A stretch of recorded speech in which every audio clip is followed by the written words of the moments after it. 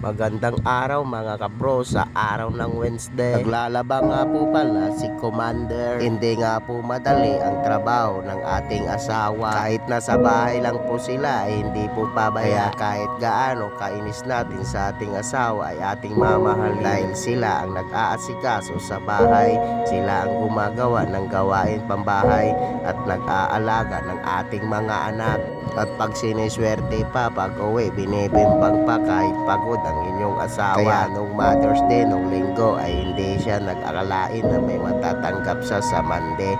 Kasi nung linggo ay hindi po namin siya binibigyan kahit flowers. Pero nung Monday ay niyaya ko kumain ng Jollibee at doon ko po binigyan ng pera. Alam kong kailangan niya. Naawa rin ako dahil siya ay lagi lang nasa bahay kung ano-ano ang ginagawa. Kaya paalala, wag nating gayahin ang ginawa ng pulis na pinagsasapak niya ang kanyang partner dahil sila ay katuwang ng ating buhay sa hirap at ginhawa. Hanggang dito na lang ang aking voice over dahil antok na pala ako.